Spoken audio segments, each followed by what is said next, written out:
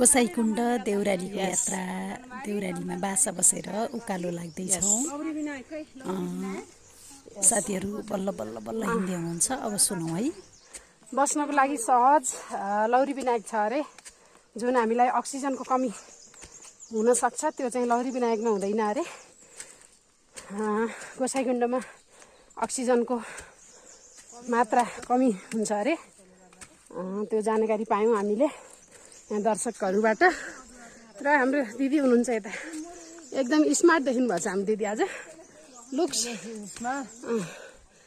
सबैजना आफ्नै तालमा हिँडिराख्नु भएको।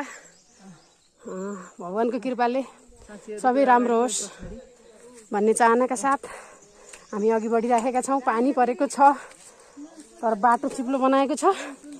अनि राति पर्यो, अहिले चाहिँ पानी परेको छैन।